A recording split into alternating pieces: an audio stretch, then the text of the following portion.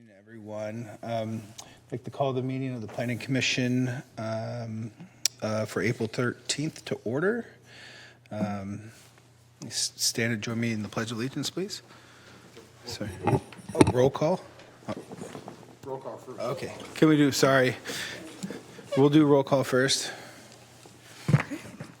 Members Rockenstein, members Verga, Here. and members Devlin. Here. Okay, and let the record reflect that members Borja and Corona Sabañana are absent at this time. Awesome. All right. Thank you.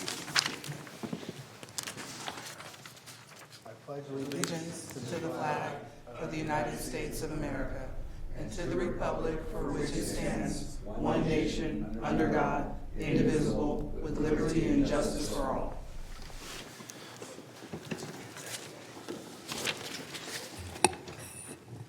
Okay.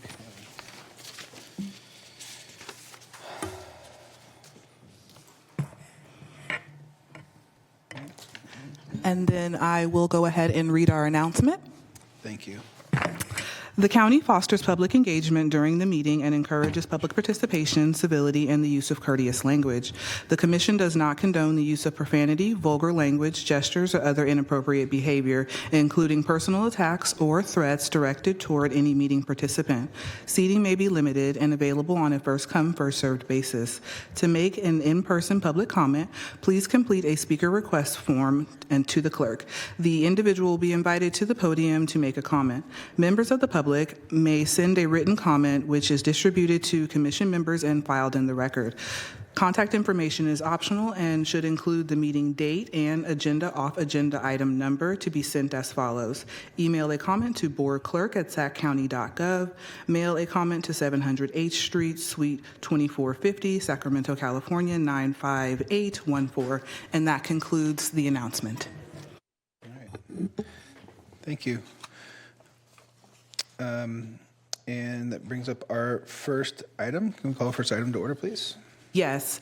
Item number 1 is PLMP 2023-00085. This is the 2023 zoning update. This is an informational workshop to be discussed and receive feedback regarding a zoning ordinance amendments. And this is countywide. All right. And let the record reflect that our esteemed chair has made it. Thank you very much. Thank you. Good evening, Commissioners. Wendy Hartman, Principal Planner for Planning and Environmental Review, and with me tonight is Matthew Jamoni, who is the lead planner on this project. Given that this is a workshop and the length of the presentation and ability for us to have kind of a back and forth conversation with the Commission, if you have questions during the presentation, I'm going to go ahead and just have Matthew stay seated for this presentation, if that's okay with you. All right, thank you. Okay. Good evening, Commissioners. Again, I'm Matthew Chamamoy. As the clerk mentioned, this is a workshop. It's a non-voting item. So let's go ahead and get started. So today's workshop will be split into 4 parts. I'll go into the background of how we got to this package here today, commercial and institutional amendments within this package, residential amendments within this package, and then feedback and next steps. Okay, so just some background here, given we have some members of the public. So the zoning code is a foundational document that we have. Oh, okay. Is that regulates land use in the county. It provides guidance on what goes where, how do uses operate, and how do uses look, and how do they construct structures on property. Here on the screen is an excerpt of section 1.3 of the zoning code, which goes over the purpose of the zoning code, including key things like the zoning code enhancing public safety, promoting health and healthy communities, and convenience and accessibility, and promoting a sustainable and efficient use of land, which overall supports the goals of the general plan. So our zoning code is a living document that evolves and changes over time. Our zoning code was first adopted in 1936. That's a typo there. Our first full ordinance was adopted in 1950, and we're currently on our 7th edition. So as it is a living document, we regularly update it with different levels of updates. So there's fix-it packages, which are sort of topical updates that occur from time to time. Some recent ones that have come through are massage, and coming through soon is crowing fowl.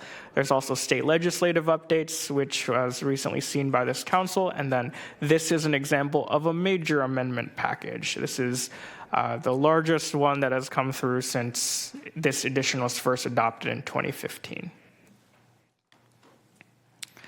So just for a sort of metaphor of what this is, those other updates, those minor updates that I described, are kind of like if you're thinking of maintaining your car, changing your oil, replacing air filters, or rotating your tires. This is more of a 30, 60, 90,000 mile major update to your car.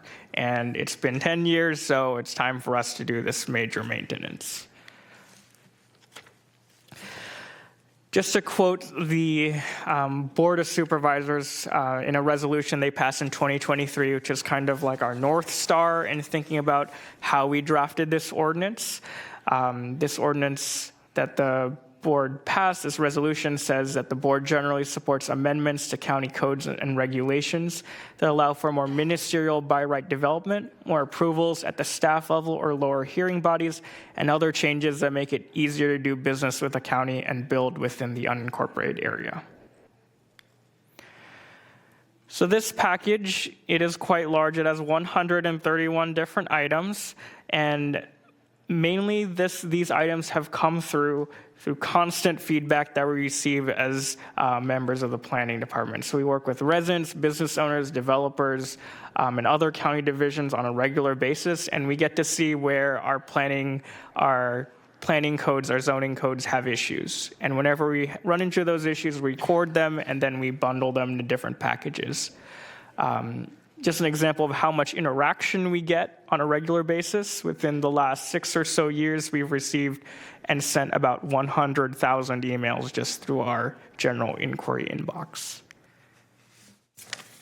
So just formally today, the request is for feedback and comments on this zoning ordinance amendment, which affects all chapters of the zoning code, and Title IV, which is the interim zones of the zoning code. So 131 is a lot, and what we've done for this update is that the first major attachment in this package is a matrix, which lists out all of the items listed from A1 to A131.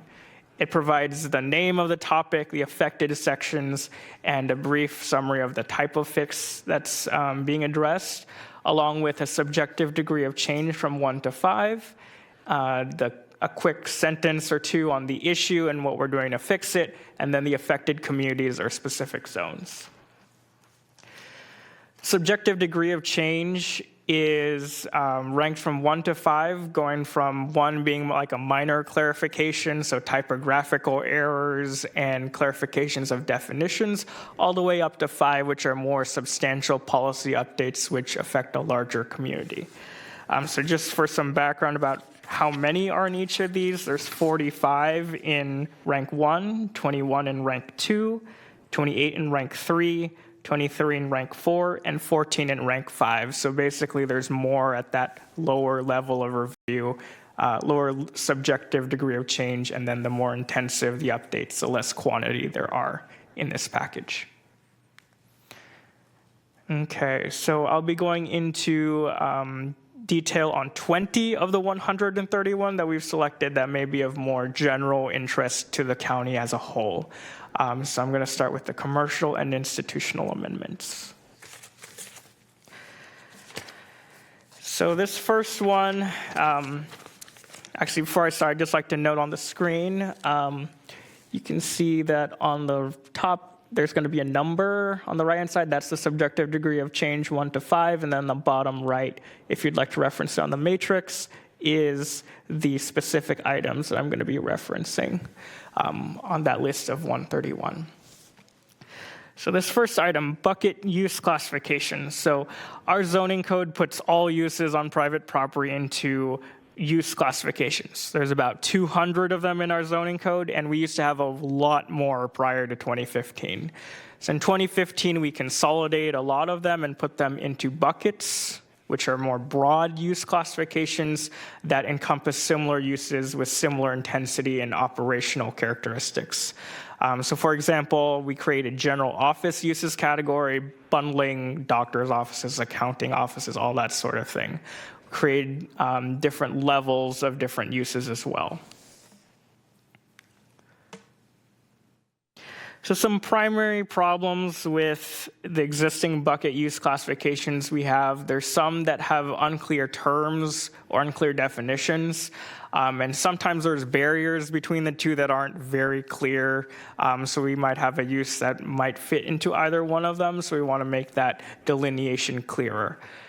For example, our repair services classifications, we have one that's general repair and then tool-based repair, and some of those use classifications, the businesses that fall into them might better fit in other classifications. So what we're proposing is cleaning up our various bucket use classifications and moving around certain businesses where they best see fit based on what we've experienced in our regular inquiries, working with business licenses, just working with these various types of businesses. So here on the screen is a general hierarchy that would be clarified by this amendment, where just for general industry uses, there's basically going from least intensive in commercial areas like general office all the way up to outdoor assembly, manufacturing, and processing. So if we have a use that might not fit inside of our specific classifications, we have these buckets that we can take a look at when we classify businesses that may not fit into our zoning code's current classifications. Moving on to the next item, piggying back on the idea that we had in 2015 where we created these bucket use classifications. We used to have a lot of school-based classifications, but we condensed them into only a few classifications. Notably, we have one private school use classification, which kind of lost the nuance for smaller type of schools, small training academies.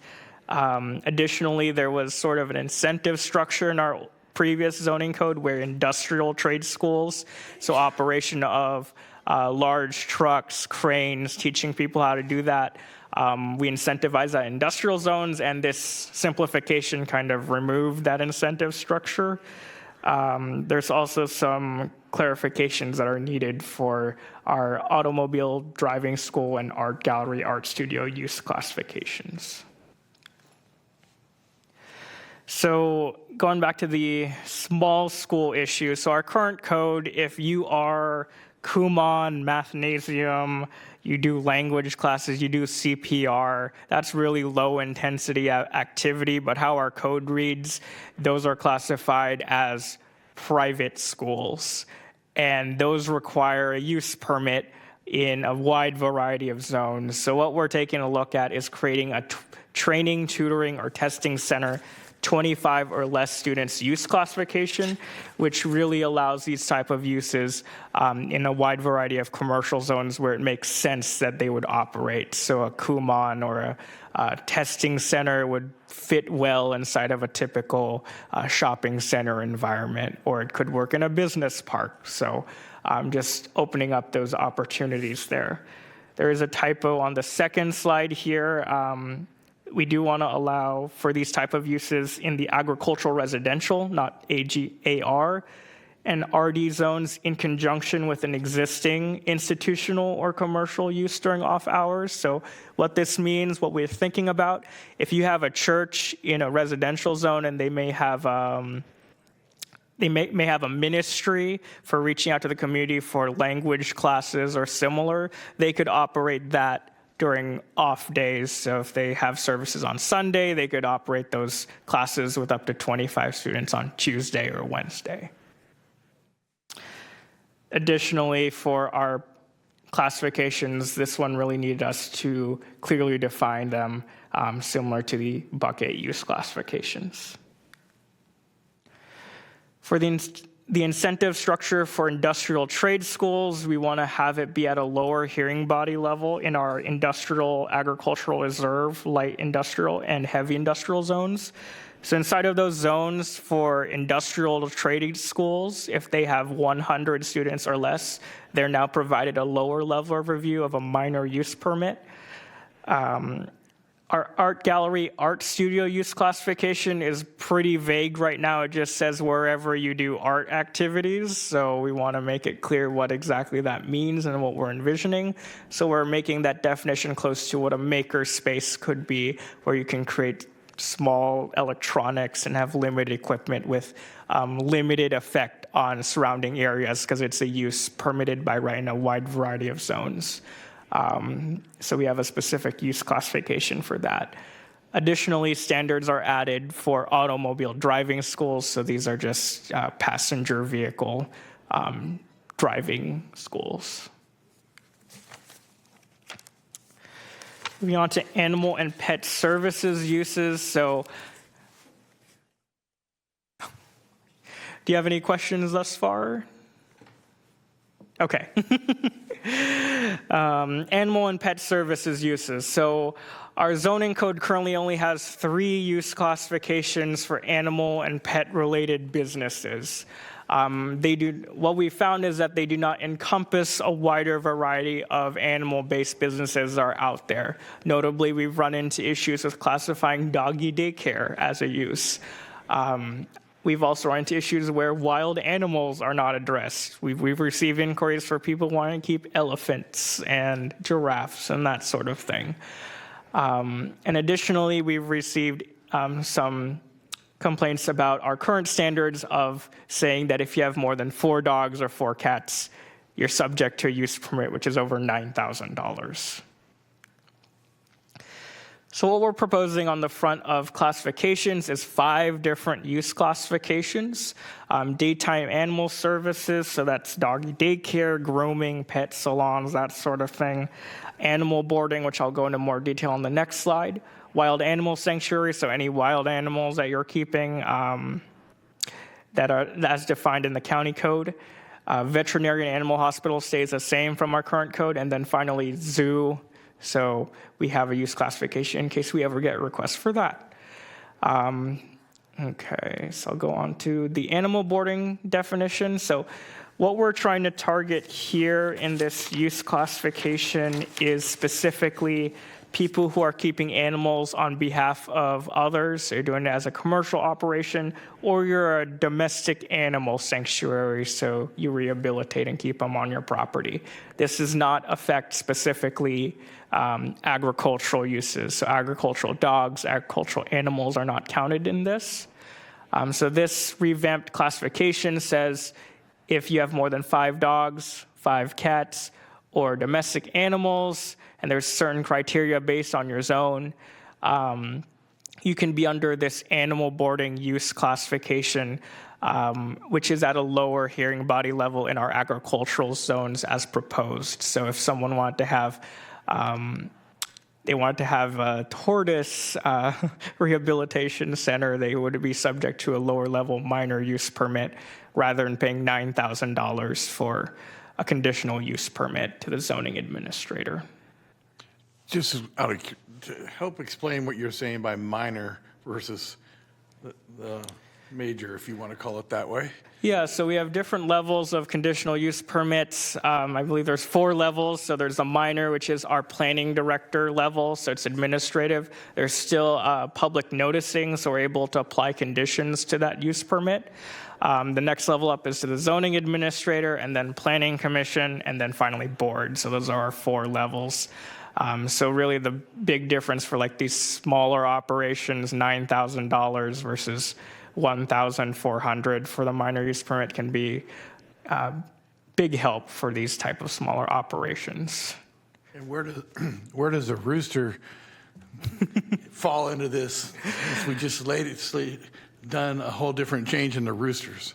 Yeah, so the crowing fowl ordinance, that is completely separate to this. So crowing fowl has all of its own regulations. So it's going to be all separate from, Yeah, this is separate regulation from that. So that's going to the board soon, I believe, in a month. So this one is primarily on what's considered a domestic animal or pet, and we have a definition of what a domestic pet is, where your roosters and chickens fall under our livestock. okay, thank you. Okay. Any other questions here?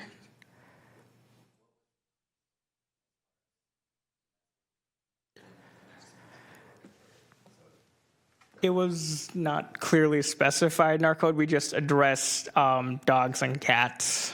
So What triggered it? What triggered the Yeah. kennel? yeah. Oh, yeah. You were automatically a kennel, which was only allowed in certain zone districts and required a higher level use permit. Okay. Yeah, so that's here on this next Not slide. saying I would have 4 cats, but just in terms of, just for clarity, it's more it would trigger the $9,000 if you had like 5, let's say 5 cats or potentially. Correct. Yeah. Yeah, so on this slide, this next one here, I'm addressing personal keeping of animals here, but on the left-hand side is our current allowances. If you have 4 dogs, 4 cats, that's okay. 5 dogs, 4 cats, now you're subject to being considered a commercial kennel, and you pay $9,000. So what we're proposing here is a new allowance. If you look at this graph, in the pink, you can have up to 10 dogs, 10 cats, or a combination thereof, up to 10. And basically in zones where there is 2 acres or 1 acre lots typically, you'd be subject to that minor use permit. And then over 2 acres, those zones, you're just permitted by rights, or agricultural zones, all that stuff. You could have your additional dogs and cats. So additional allowance there. What's driving the increase? I mean, 10 dogs on an acre aren't necessarily all that easy to deal with. I mean, 5 dogs on an acre aren't necessarily all that easy to deal with. So what's driving the change? Yeah, sometimes we receive inquiries from people who want to take care of fostered animals, as an example, that may want to be on their property. But it is something that we see from time to time where people just happen to have 1 or 2 more dogs, and then they need to pay up $9,000. And that's been an issue from time to time. So what you're saying is I could have 10 dogs on an acre for however long I want to have them on an acre. You'd be subject to that minor use permit in our typical Right. agricultural residential zone. So we'd notify your neighbors to see how you work with your current dogs, and we could apply appropriate conditions as necessary on where they're situated on the property. Okay, thank you.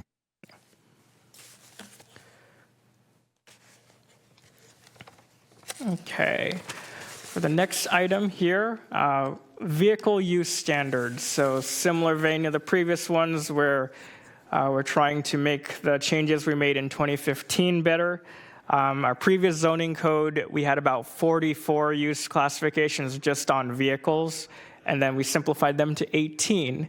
However, the implementation we did in 2015 wasn't complete, whereas similar to the other issues, there's missing definitions, conflicting use classifications, and there's some uses which should probably be together that we separated for some reason.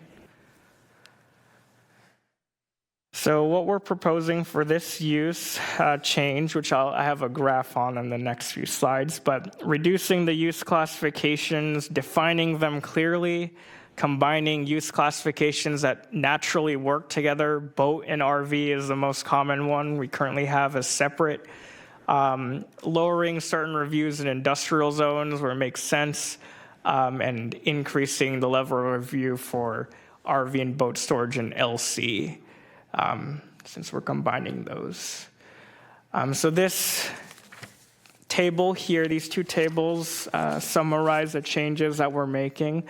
So the first thing I'd like to point out, I'll just flip between these two slides. On the top left-hand corner here, actually on the columns here are what you're doing with your vehicles, and then the rows are the types of vehicles. So it's just a matrix of what those things are doing. On the top left-hand corner here, you'll see for automobile repair, we currently have 2 classifications, which are based on the intensity of auto repair that you do.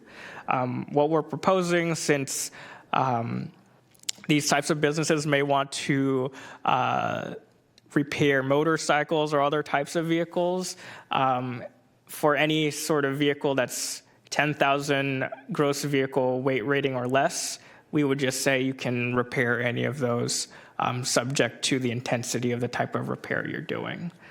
So it allows these repair businesses to have a wider breadth of a similar type of vehicle for their business. I don't mean to give you a hard time, but how do you distinguish between minor repair and major repair? That is a good question. So our zoning code currently is not very clear on that, but we're clarifying the definition more. But really, minor auto repair is more of your Jiffy Lube type of places. They're not really going into the motor very often. Major is really your under the hood, body repair, painting, more intensive use classification. Where it would fit better in a more intensive commercial area rather than being in your shopping center where a Jiffy Lube could operate without annoying the surrounding businesses with impacts. So you're combining the 2 classifications, minor and major, basically, right? No, so it's saying, so if the minor and major is being shared now between automobiles and small vehicles, so your mopeds, motorcycles, that ATVs, that sort of thing. So those businesses are able to do that type of operation between the 2. Thank you. Yes, yeah. Over here in the middle, sales, lease, and rent. Again, on looking at vehicles under 10,000 pounds gross vehicle weight rating, combining your operations regarding those businesses into one classification. However, we're keeping automobile sales as a separate classification because of historical precedent for wanting to regulate auto sales and controlling where they can operate in the county at a higher level of review.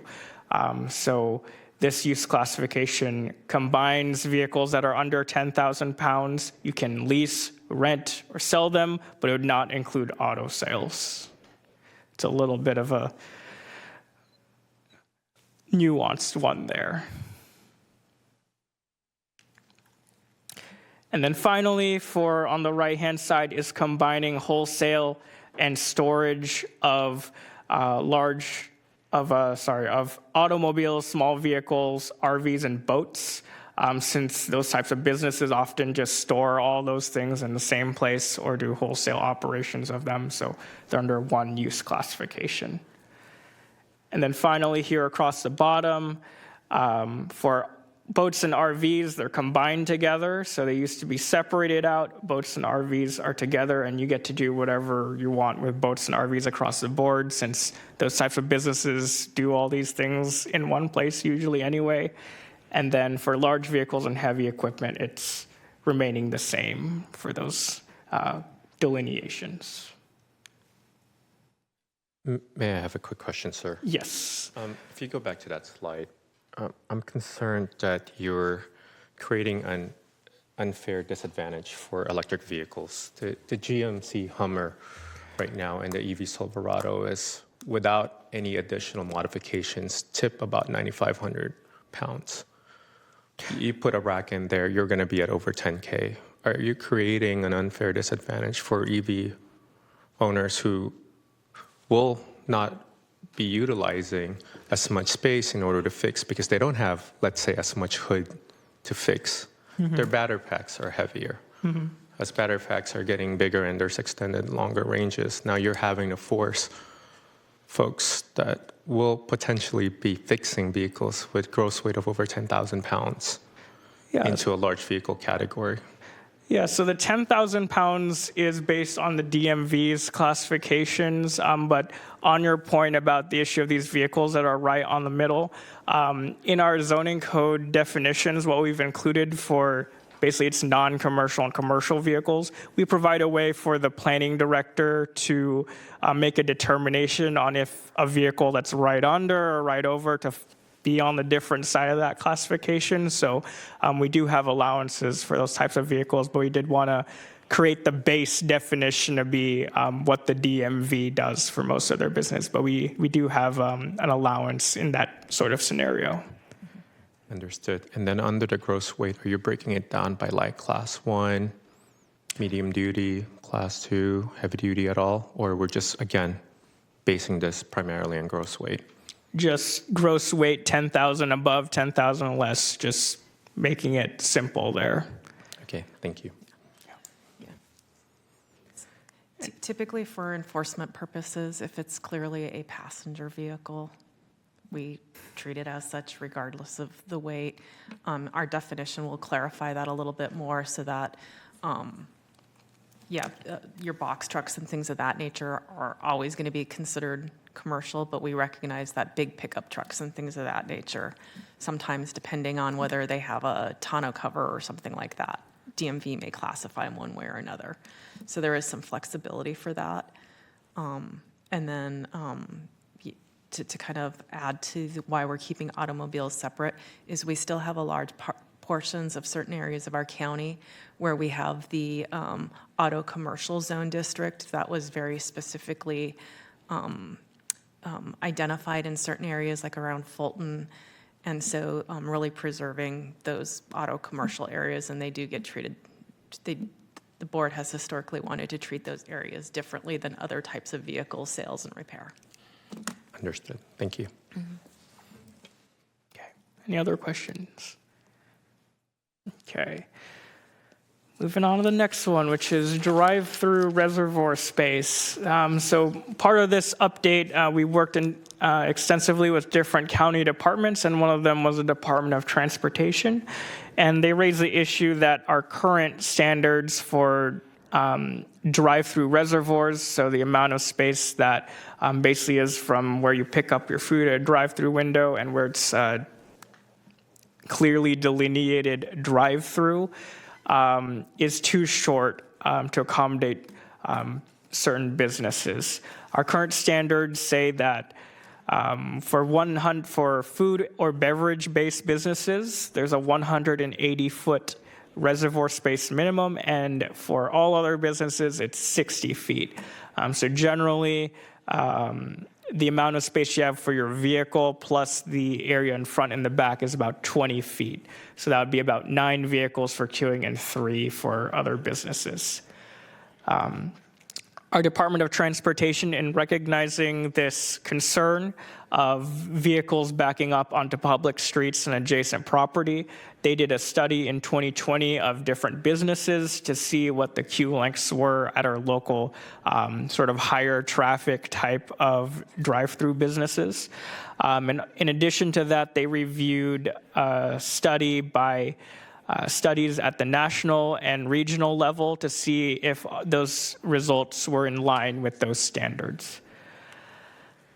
So after reviewing those standards, the Department of Transportation came to us and had this recommendation, which is the current proposal today, which is for this more detailed version of the required reservoir space for businesses, which is based on the 85th percentile of drive-through queues.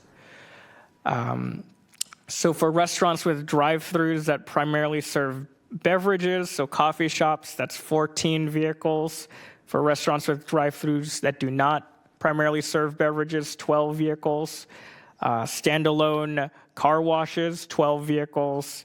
Accessory car washes at 9 vehicles, financial institutions like banks at 6 vehicles, and office use type of drive-throughs, which are typically pharmacies, would be at 3 vehicles. So there's an increase and different stepping for these types of businesses.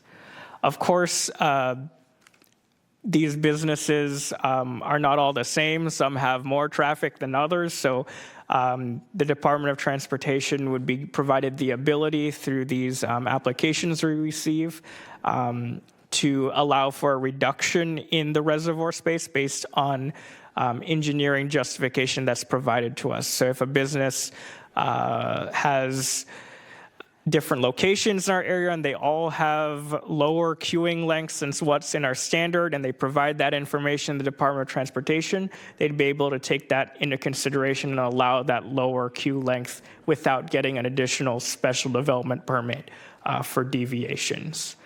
The change also includes a codification of a queue management plan for these types of businesses. So if in the event they do go over the reservoir space for the business, they would have the queue management plan to outline where they would direct traffic and queuing if they do exceed that reservoir space. Additionally, if it is a use that's not listed in that previous slide, the Department of Transportation would be able to request for a study and justification to figure out what would be the best queue length for that type of business. Just out of a question, that previous slide talked about banking. Is that banking cover the parking lot drive-through ATMs that aren't in a bank? They're basically in a parking lot? Yeah, they would cover that, yeah. So it'd be six cars in the queue for 120 feet? Yeah, if let's say Bank of America, they have these all over the place and there's not always 6 cars there, they could just provide DOT with the information, hey, this is the amount of vehicles we get on a daily basis. It doesn't necessitate 6 and they can reduce that. Okay, thank you. And that's for drive-up ones, which is different than a lot of them that we see in like shopping center parking lots are actually walk-up kiosks, and walk-up kiosks are dealt with differently than a drive-through kiosk or a drive-through teller would be, if that makes sense. I can see in my mind 4 different ones in my general neighborhood that are both. Yeah. And Bank of America, perfect example, right off of Elkhorn, is got both, Yeah. drive-through and walk-up. So that's why I was asking the question. Yeah. And then this would be for new drive-through businesses, existing ones, only if there's like a significant change in their use. So if it was a financial institution and it's going to a Dutch Bros, obviously they would need to bring it up to standards. But if it was just switching between different bank entities, then the existing standards they have in place would be fine. Okay. Next item is service yards in Sorry, the... Mr. Jamama, I had Yes. another question Yes. related to that. I was hoping you can kind of share with me, or Ms. Hartman, when we're proposing an extension of more queuing lanes for a vehicular type of business, but we then overlaid that with other specific use planning, North Watt specific plan, for example, that is designed for transit-oriented development because of high propensity or areas of pedestrian accidents. We're telling businesses that have drive-throughs, you need to be able to accommodate more cars. But just in case you go to a place that has a transit-oriented development plan or a specific use case that is disincentivizing businesses to not have as many cars, now you kind of have a juxtaposition of 2 policies that are going against one another. I specifically remember in this diocese, I don't think that these are the same folks, but we turned down a Popeyes on North Watt because that had a drive-through, a Popeyes. Okay, it's a business that a lot of the community members wanted to support. We turned it down because in the name of transit-oriented development. Now we go to Arden Arcade and use, this is 2020 study. Now we used In-N-Out as an example, and there's still people walking in and out of, pun intended, across the streets from the Arden Arcade Mall. Mm-hmm. Now we're saying that you're going to be having to have more vehicle queuing understand the name of levels of service and traffic and vehicle miles traveled. Again, it's an outdated methodology by DOT. But there seems to be just a disconnect of, are we trying to be less than a car-centric type of organization in highly impacted areas and encourage the use of walking and biking, versus now you want to invite new businesses, but then you have to require them to have longer queues? That's probably a way. Again, I'm having a little bit of a disconnect here. So how would you overlay that? Certainly, that's a very good question. So currently in some of those areas, because of the transit corridors that they're in, or because of a special planning area, they prohibit drive-throughs. Your commission, the Planning Commission, did see an update to one of those plan areas to allow drive-throughs with approval of a use permit because it was prohibited in that area. So that is one of the things that happens, is in some of those areas, we just don't typically allow for the drive-throughs. That being said, we have recently hired a position called our infill coordinator this past year, and they have initiated an infill, it's not a council, what is it called? Infill. Developer. There's a subcommittee for infill, and they are looking at each of the county's 14 identified corridors within our general plan and coming up with some policies that would be specific to those corridors and some of the, within a buffer of those corridors. And so within those areas, they may have different standards, not just for drive-throughs, but for what types of uses in general do we want to see along those areas, that we are looking to have more of a mixed use, higher density, walkable environment. So there may be a different list of allowable uses. There may be different types of development standards for those areas that are currently in the works. And so hopefully that will get rid of kind of the discord that you're mentioning right now. Yeah, in lieu of a queuing management plan, if you have a good actor of a business, good actor or actress of a business who is, again, not trying to create more traffic by providing more access for folks who are not in single occupancy vehicles, I hope that we would be at least flexible or recognize that that's the case and not inadvertently encourage them to do the opposite, right? Especially if it's going to be in a transit corridor plan, which again, I believe there's going to be a disconnect there. So I really do look forward to seeing that kind of come to fruition. Sorry for interrupting. Thank you, Mr. Germano. That's good. That's a good comment. Yeah.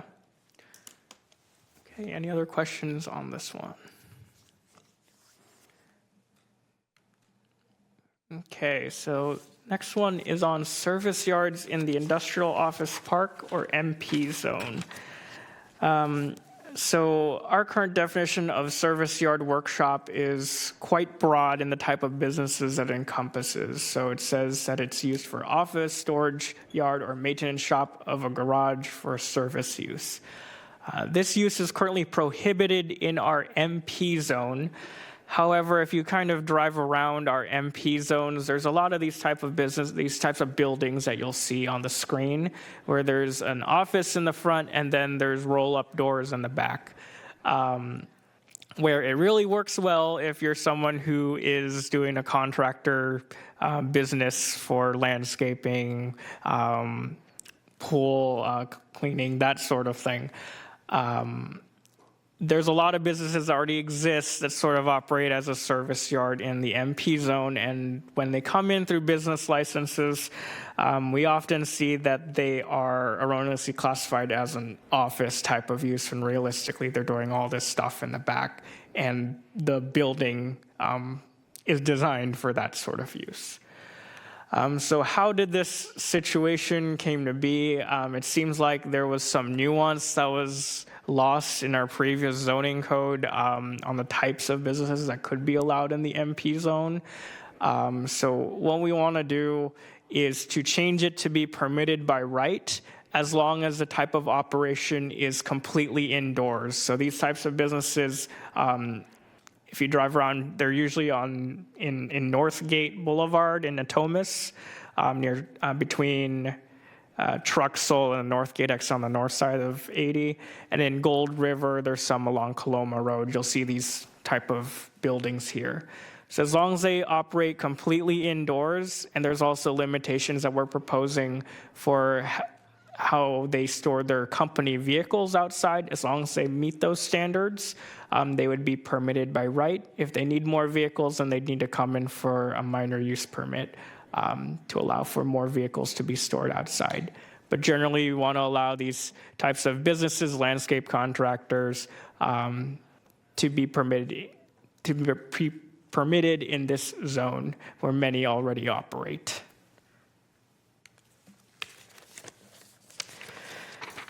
The next item is the temporary uses section. So this is quite a big one for us here. The existing section in our code, the big issue that comes about when staff is using this section is that it was largely copied over from our pre-2015 zoning code, and there's some conventions that don't match with our current code. So it's quite a bit hard to read if your mind is in our current code, and there's a lot of outdated requirements that are from that previous edition of our zoning code.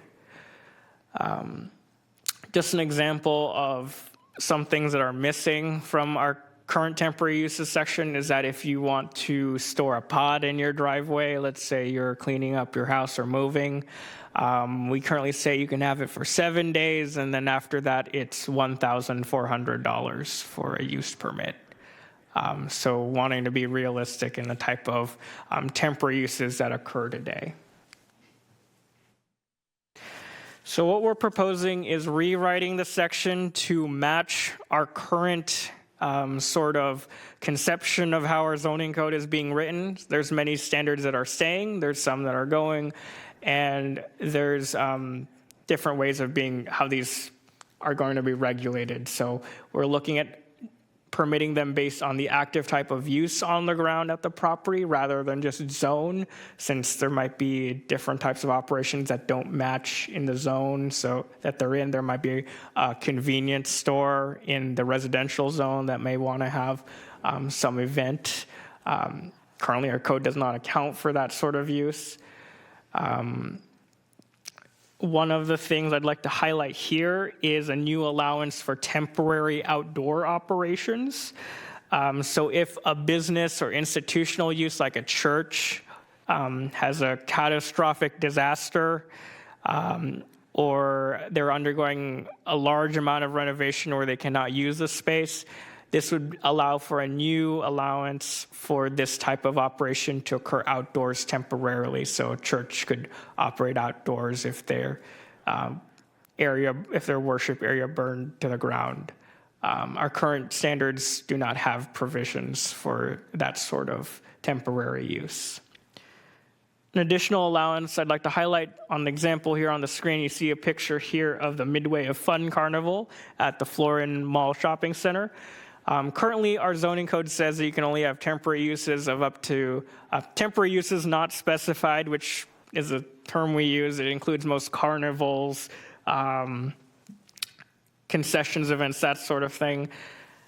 Those are only limited 10 days a year. And in order to incentivize greater use of these underutilized parcels in our corridors, what we're proposing is that for these larger shopping centers with a lot of empty space, so over 20 acres, they can have these temporary events for up to 30 days a year. So we can have more activation of these empty spaces until they're committed to a permanent use.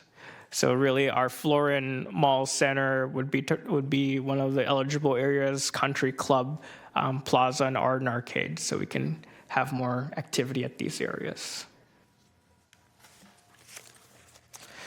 Some other miscellaneous things that are being addressed, a rewritten section on tents.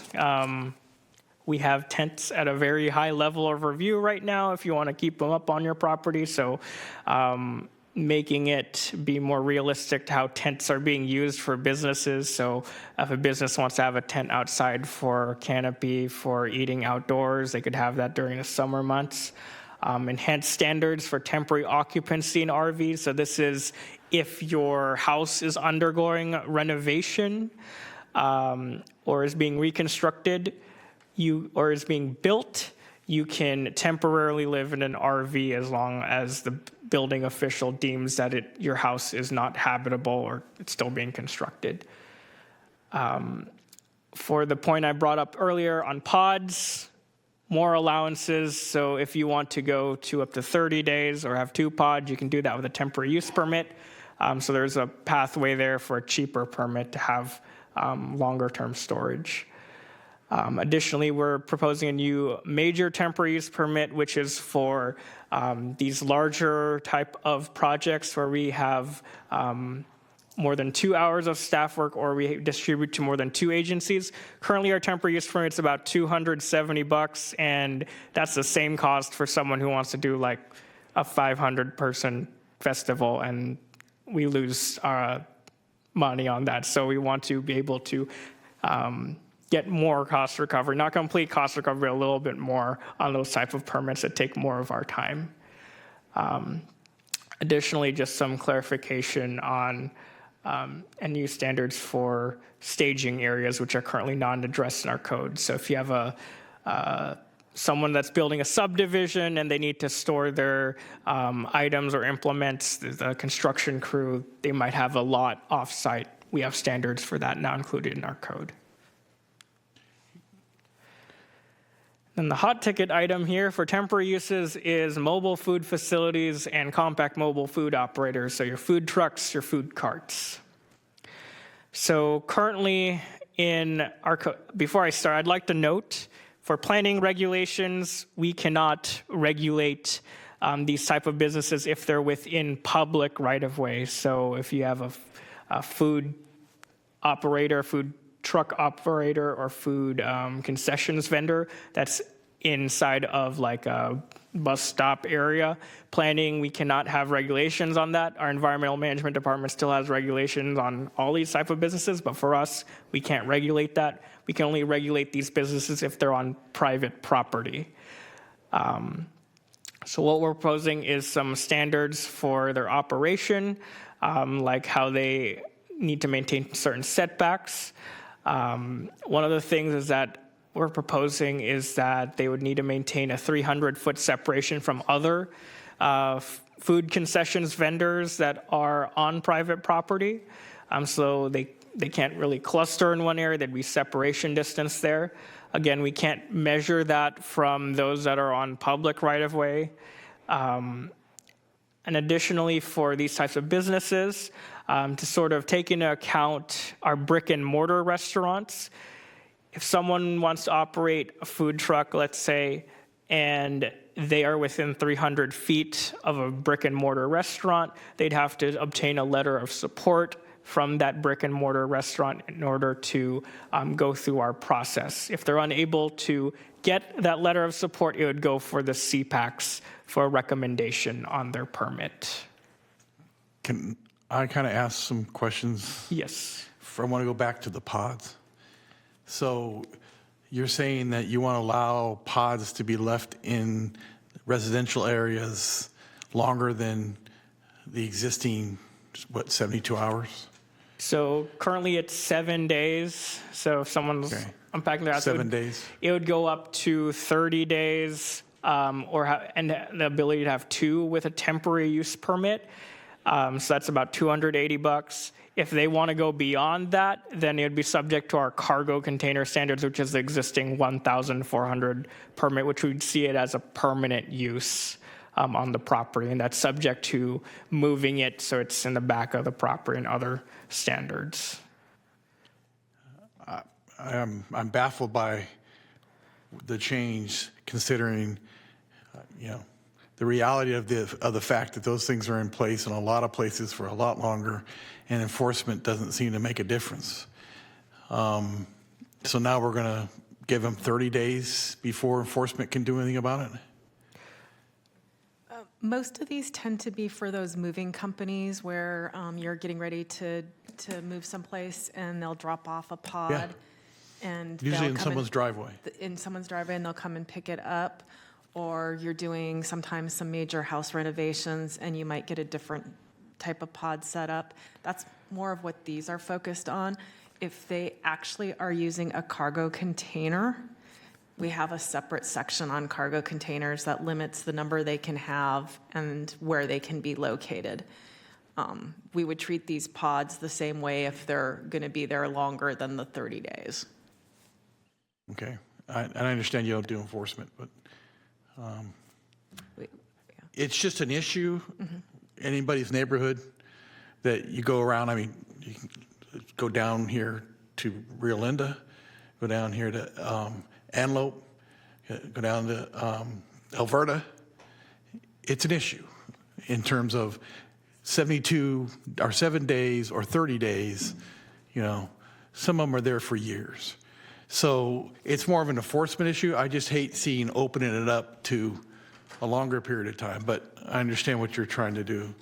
The other issue is your food trucks and your temporary food distribution, for another lack of another term, pop-ups. I'm sure you've all been dealing with the hugest issues.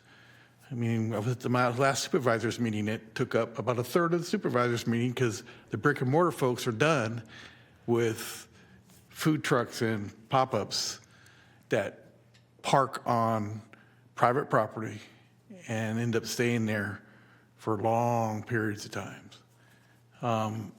This 300-foot issue with existing, brick and mortar stores. Go right down here on Elkhorn Boulevard by Main and Elkhorn and ask the McDonald's, who has to deal with the guy who sits in the old Rite Aid parking lot. How you say that they got to get a permit to do that? How they dealt with it, they don't. Yeah, if they cannot obtain a letter of support from like that McDonald's because corporate just doesn't want to do that, then it would go to the CPACs for recommendations. So the CPAC would be able to discuss the situation of that business and make a recommendation. And then if neither wants them there, It would be recommended denial to the zoning administrator at that point. Yeah. To your point, Commissioner Varga, yes, the board has been talking about these and actually directed our staff to come up with some provisions for private property. Right now, the mobile ones that are the actual food trucks have kind of an exemption in our ordinance. And so that's been really hard for us and for code enforcement to regulate. For the ones that are doing the compact mobile food operators or from a stand, we do have a provision in our zoning code right now that requires they get a temporary use permit from the Planning Commission, and the board indicated that that's too high of a level, and so that's why we're looking at treating both the food trucks and the compact food vendors essentially the same, with just a regular temporary use permit at an administrative level with some standards. But if your commission feels that these standards are not strong enough, or the distances or are not adequate to protect our brick and mortars, those are good comments for us to bring forward to our board as well. I can tell you for a fact, especially if you go down in that area, it's more of a bigger issue in the high traffic corridor areas than it is, I guess, in the city of Sacramento or in downtown county or anywhere else. It's an issue that's run most of those businesses out. Most of them are gone because they can't compete with that. I just believe we need to think about these a little bit differently than we have done in the past. Nothing wrong with food trucks. Not an issue with food trucks that are properly done and properly permitted. But I'm more concerned about allowing even anywhere close to some of these things to the brick and mortar stores. We just won't have them very much longer. In that general area, if you drive down that road tonight, you'll see exactly what I'm talking about. So just whatever you can do to try to bolster that piece of it will make a big difference, at least in those areas down there. Thank you.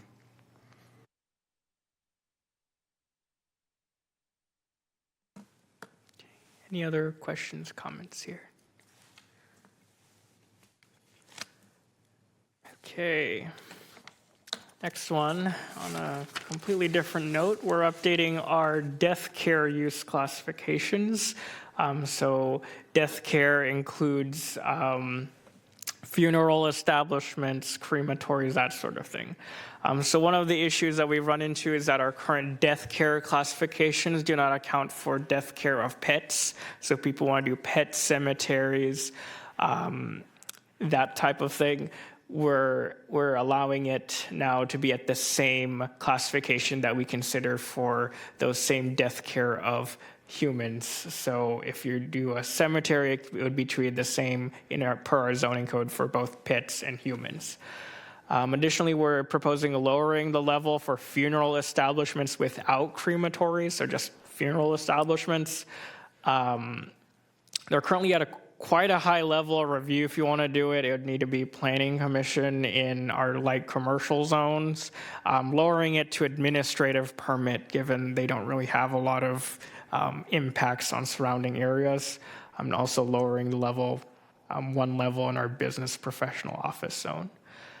Additionally, our death care standards for crematories do not account for a new modern sort of use for reducing bodies. So there's something called alkaline hydrolysis, or the image there on the right, where there's a big sort of metal container you put a body in, and it applies heat, water, and pressure to reduce the body to powdered substances. Our current code is specifically for sort of your crematory type of use with fire involved, so generalizing it for any sort of advancement in this field where any reduction of the human body to this use is treated the same as a crematory use, given that there's still hazardous materials sort of considerations, no matter the way that you reduce a body.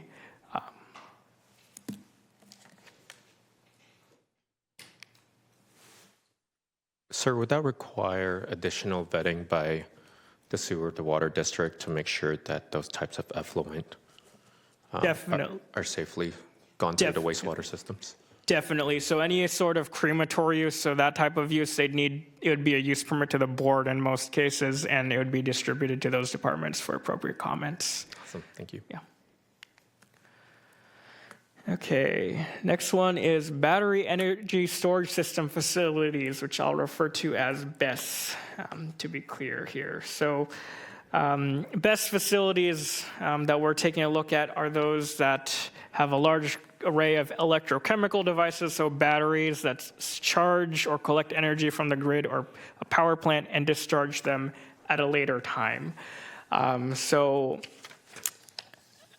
as we're aware, we've had some projects that have come in with BESS facilities. Previously in 2023, the planning director made a determination that the BESS facilities are substantially similar to our commercial solar 2 facilities because we don't have a use classification for BESS right now, so we applied those standards the best we can. In addition to that, we applied industrial standards to those uses that are more stringent, and also it'd be subject to a use permit to the board.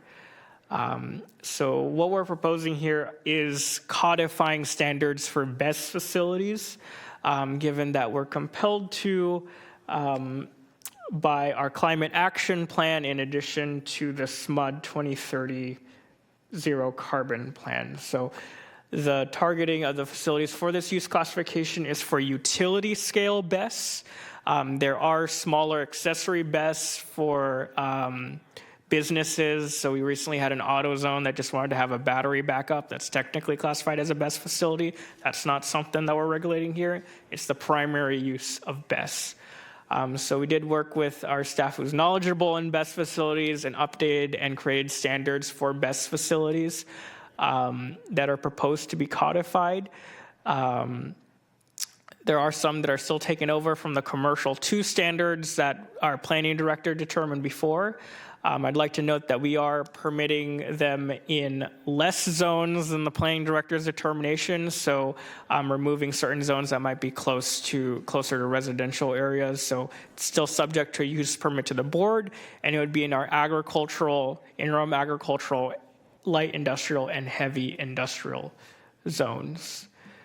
I'd also like to note that these type of uses, they locate near existing substations or other electrical infrastructure, so they're typically in specific areas with that existing setup already there. So recently, the Arboleda BESS facility came in on Ishinger, which is near a substation in the city of Elk Grove, and then the Coyote Creek Solar Facility was near a major transmission line heading into the city of Elk Grove.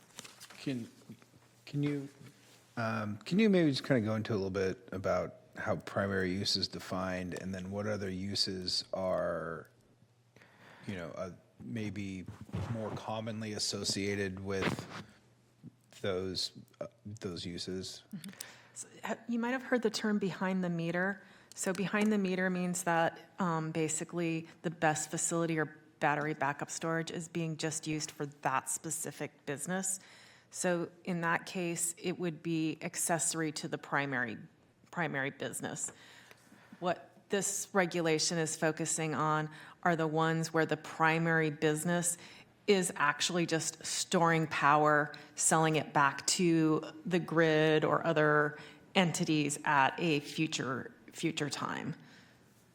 Does that kind of help, or do you need kind of a little bit more on an accessory use? No, I think that answers it.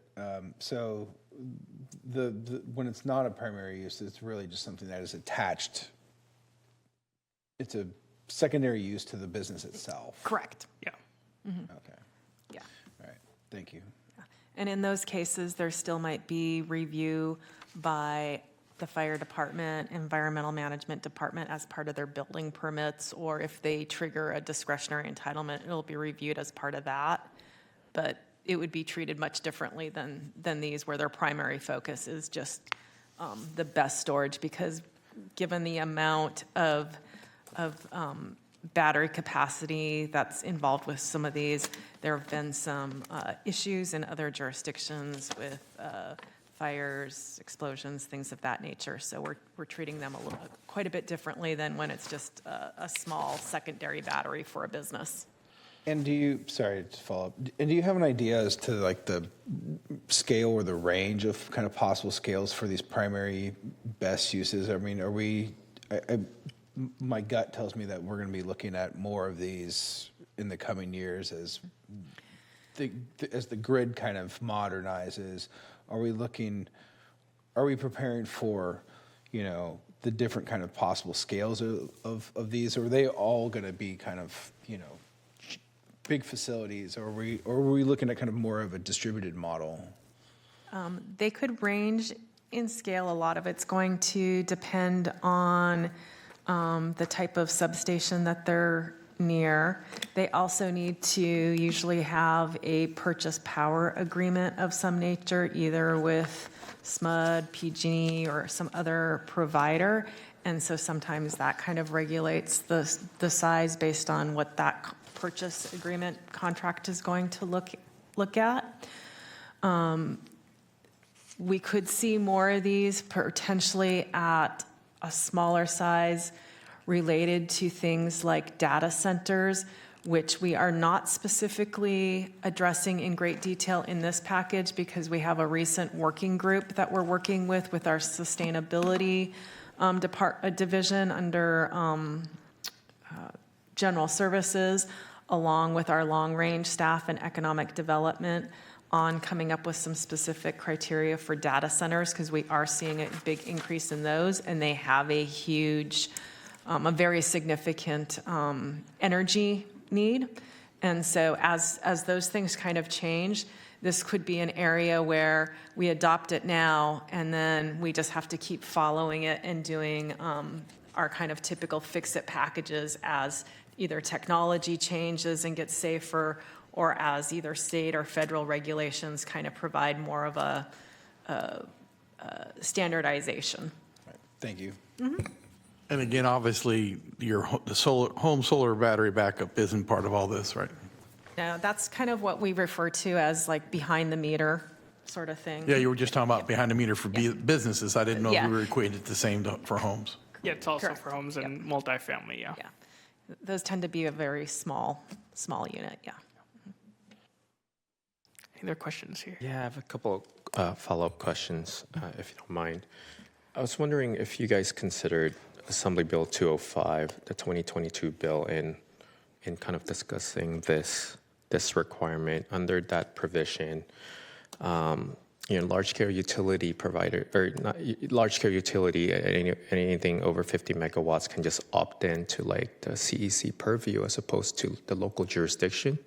So the Energy Commission would be the lead CEQA agency for that type of project. It's to kind of alleviate the burdens because, it was part of the Go Biz initiative by the governor to kind of incentivize more of these types of battery storage solutions.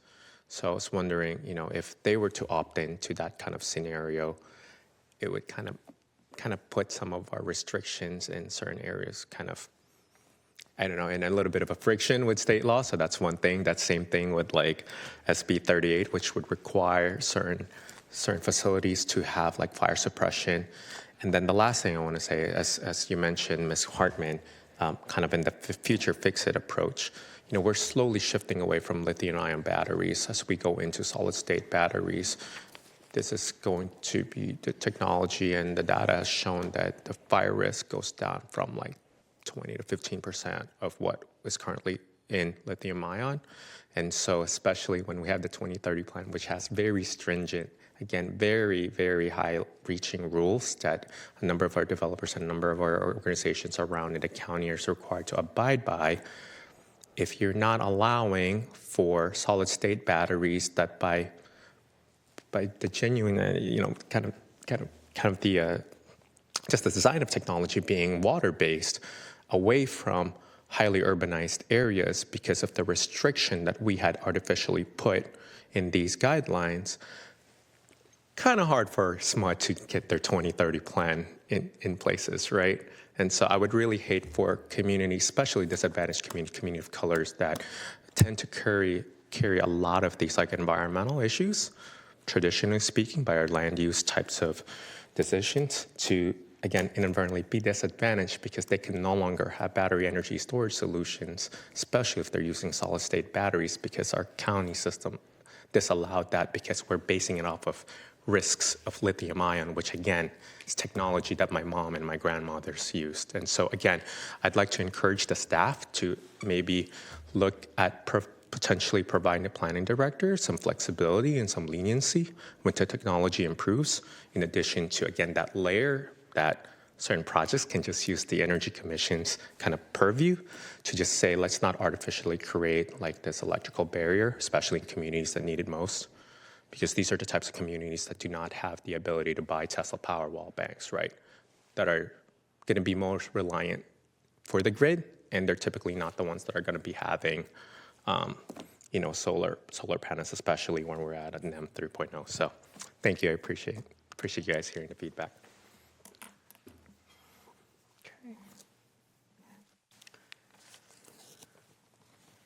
Okay, so the next update here is on accessory parking and storage of commercial vehicles. So this is on accessory use, so it is in conjunction with an existing business. So this is more if you think about a Pizza Hut, if they have a delivery car, that's the type of vehicle we're regulating, or Walmart has delivery vans, that's the type of thing we're regulating here. So our current standards are based on zones when there could be different businesses in different zones that don't match their conceptual zones. So again, the prototypical idea of like a convenience store could be in a residential zone, so making it based on use, so they have the same allowances. Our current standards also do not account for commercial and company vehicles in our agricultural use properties. That's been a common issue where if you have like a big pear farm, technically our code says you can't have your commercial vehicle to haul your pears out, and that would be not permitted, or it would require a use permit in order to do that. Additionally, our standards for commercial and industrial storage of vehicles are kind of sparse. So in creating this amendment, we work closely with our code enforcement division to create more enforceable and reasonable standards, which take into account the type of business that's being affected and the purpose of the zone that it's located in.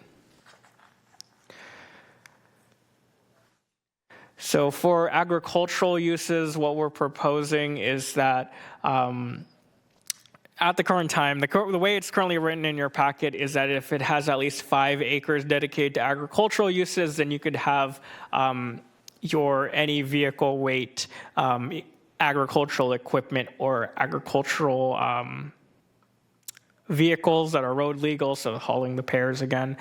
We did receive feedback from our Delta CMAC and our Southeast area CPAC, where they did want to see it at a higher acreage minimum. So we're currently looking at 20 acres as being the minimum size, or having a Williamson Act contract in order to have these storage of vehicles, given that we don't want to incentivize kind of like hobby farms that don't really need these large commercial vehicles to have it there. So sort of preserving the intent of going for these larger commercial agricultural operations. For commercial and institutional uses, so your typical shopping centers or offices, what we're proposing is 2 company vehicles that are stored on site. This takes into account the average. So if you have a big office complex, chances are not all of them will have 2 company vehicles there. So kind of going with what these businesses could have.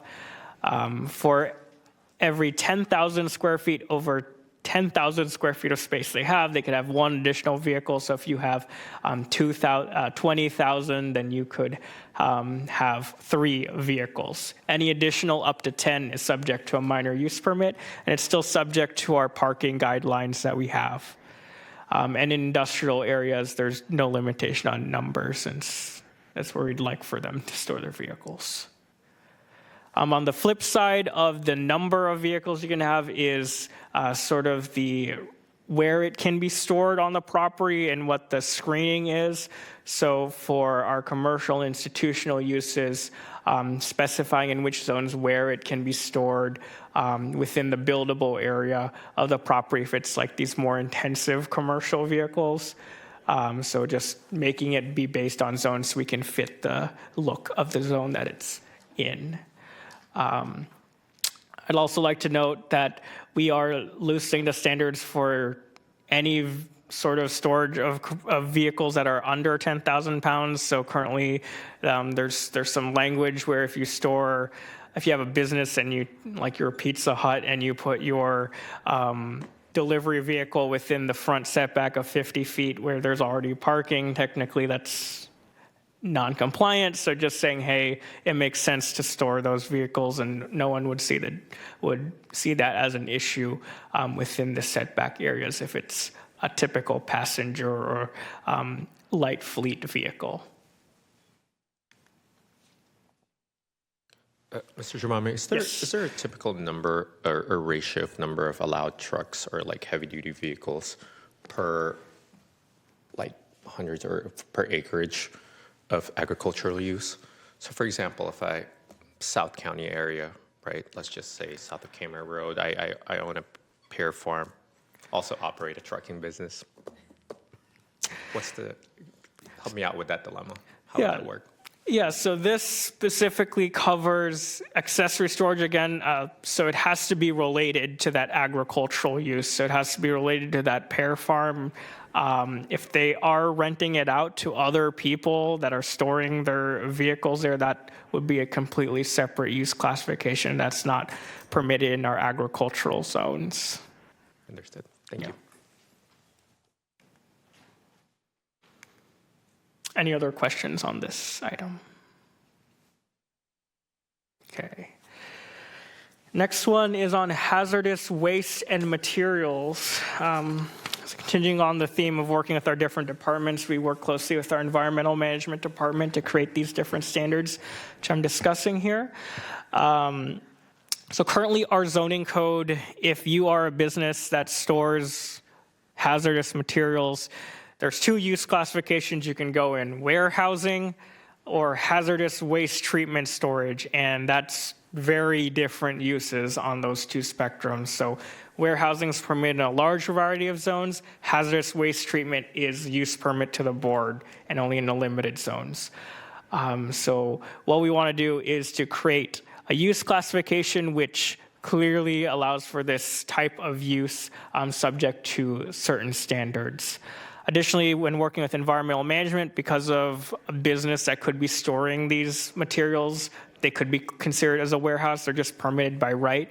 So sometimes there might be a registration issue with environmental management where they don't have the appropriate registration or regulation on file for these type of businesses. So trying to fix that issue. So what we're proposing are two new use classifications to encompass the storage and distribution of hazardous materials. So hazardous material storage and distribution and extremely hazardous material storage. So hazardous material storage and distribution triggers EMD's permitting requirements, but it doesn't trigger the California Accidental Release Prevention Program, which is more intensive sort of hazardous materials in larger quantities with more things of issue.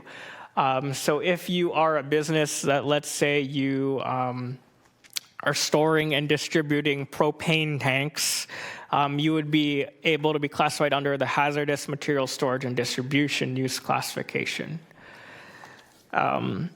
Extremely hazardous material storage, again, the triggering of California state accidental release prevention program requirements.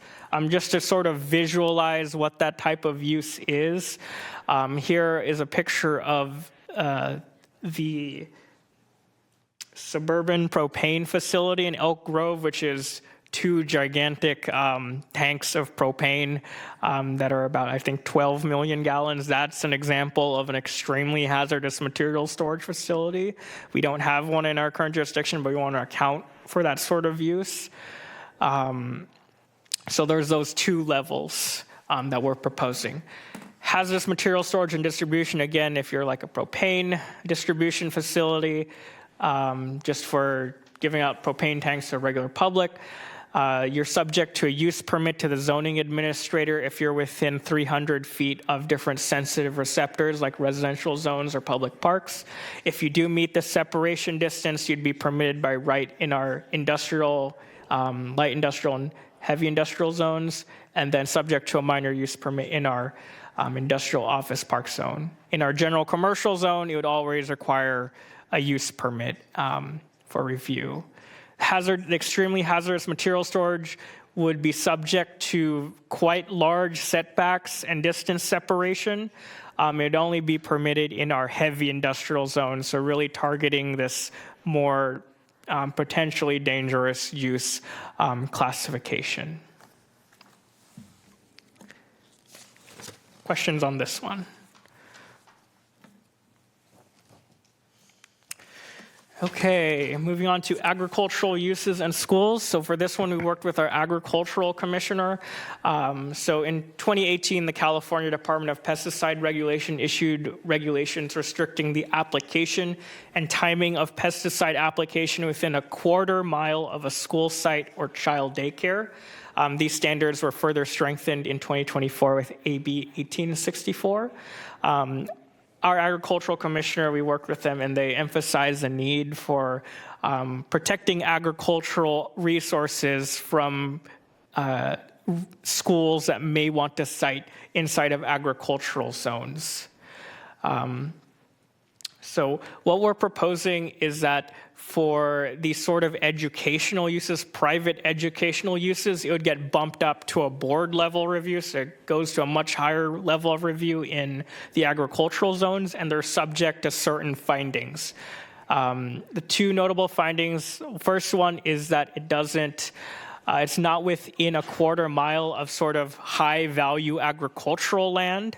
And then the second one is that it doesn't affect existing agricultural operations where they wouldn't be able to control their pests by putting in pesticides. So they aren't put under those that unneeded additional standards.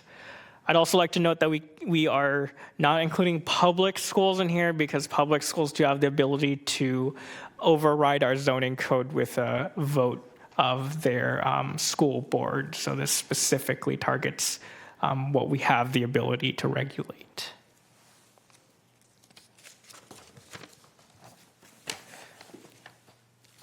Yes. If you just compare those buffer zones to current residential, We don't have buffer zones between schools and residential right now. the agricultural spraying, sorry. Like a distance from residential, I'm not aware. I don't have that off the top of my head right now. Okay. Maybe we can come back with that at some point. Yeah. It's just an interesting, I mean, if we can't spray within a quarter mile because of a school, because of the concentration of children for, you know, probably, I'm assuming very legitimate reasons. Just curious as to like, what's the buffer zone requirement for, you know, where these children live, and we all live. Yeah. I do know that the agricultural commissioner regulates pesticide uses. Folks have to get permits, and so some of it might depend on the type of pesticide being used and how it's being applied. We also tend to look at some of that buffering issue as we approve new developments at times within those existing agricultural areas, but we can get you more information for our, when we bring it back to your.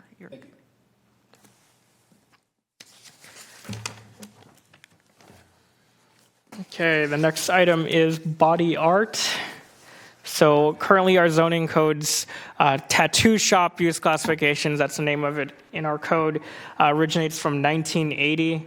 And it has definitions that are quite outdated and are not matching the State Body Art Act, which has more comprehensive definitions for piercing, branding, different types of modern body art uses. Additionally, we've received over time numerous comments about the high cost and level of review applied to tattoo shops, body art facilities. Currently, where they want to most situate in the light commercial and general commercial zones, are subject to a use permit to the zoning administrator. So that's about $9,000 for that use permit. What we're proposing here is addressing those two main issues. So first, updating our definitions to match those state regulations, and lowering it from the use permit to the zoning administrator to a minor use permit at the administrative level in our light commercial, general commercial zones where most of these want to situate. So it's still subject to neighbor notification, conditioning, and it allows us to direct these businesses to the environmental management department so we can ensure that they're getting those appropriate permits from them as well, while lowering the review still. So, and also in our industrial zones where they don't really want to situate, but lowering it one level from the planning commission level permit. An ancillary change here is allowing it in conjunction with beauty salons. So like a permanent makeup, the eyebrow tattooing, that's a common thing, just saying that that's a permitted use, allowing it there and clarifying that standard, and allowing it in conjunction with art galleries and art studios as an exhibition, since that's something we've actually received inquiries on. Questions on this one? Okay, so this table just outlines our history of the regulation of our body art classification. So you can see it's changed different levels and had different standards over time. In 2015, we did lower it to the administrative level, but we did have distance separation. In 2017, that was deemed to be unconstitutional through the court case Anderson v. City of Hermosa Beach. So we removed that distance separation requirement, and then it was bumped up by the board to the use permit to the zoning administrator, which is a $9,000 permit. And what we found is that it's caused quite a high barrier for these type of businesses given the high cost and the time frame, so lowering it down just to be a minor use permit. Okay, next one is a new Title IV. So this is our interim zone classification. So Title IV was introduced in 1972, and 1977 we worked on it during that time period. It holds our zones that were in effect prior to 1972. So we create our modern zones in 72, but we didn't get rid of all of our old zones. So we just said, we're going to put it in this appendix and we'll get rid of it at some point in the future. 50 years later, it's still here. So what we're proposing is starting a winding down of this classification, this entire title, because it has a lot of duplicative or unnecessary standards for these zones, which are still applied to good portion of the county. Some of the changes we're proposing, notably in our agricultural areas, a lot of them use the A zones, A-. There's the modern agricultural AG zones. So just saying, hey, you have A20, you're AG20. Simplifies things because there's not really much to differentiate them right now. There's also our interim residential zones that are applied in some communities. And some of our other older zones are just saying, go to our modern zones. There's just one table you can go to. Old zone, new zone simplifies things significantly. Additionally, we're proposing some additional allowances where we can begin the phase out of our planned development and county-initiated planned development combining zones. The notable interim zones, one of them is our residential estate zone, or RE zone, which is applied to the Sierra Oaks Vista community and other planned developments and Bayford Heights in Arden Arcade. It was a special zone we created for sort of the large setbacks estate style living that you see out there. So simplifying those standards. So it's just putting it inside of our new format with some clarifications. Additionally, permitting home occupations in those zones. That was a restriction we put in the 70s where we couldn't imagine, online work or that sort of thing. So permitting home occupations inside of the RE zone. I'd also like to note that the current standards call for a use permit to the Planning Commission for these home occupations, which is quite high. And over time, the enforcement of the specific standards has changed based on the decade. So just permitting these home occupations. A travel commercial zone is one that we tried to eliminate in 2015, but we received basically the purpose of why we seemingly kept this zone is that it's the only zone in our zoning code where hotels are permitted by right. In further review of the travel commercial zone, we found that there are few affected properties. There's only 8 hotels or motels left and 10 vacant properties. So what we're proposing is for these businesses that have active business licenses, while we wind down this zone, eventually turn into general commercial in most cases, which requires a use permit to the Planning Commission for any hotel.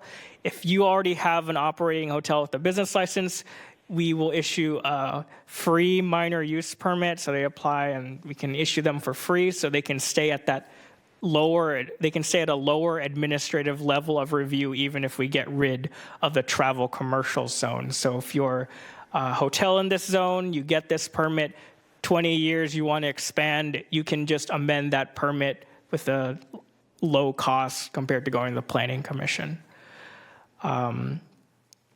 Additionally, the 10 vacant properties, if they do want to open a hotel or motel in the time period before we finally get rid of TC, they would be able to apply for that minor use permit, $1,400 as well. And then Wendy mentioned earlier the auto commercial zone, which is applied to a lot of Fulton and parts of the county, simplifying those standards. And I'd just like to note that we're keeping the core of auto commercial that makes auto commercial what it is. So permitting auto sales, auto repair, car washes, all those auto uses continue to be permitted by right.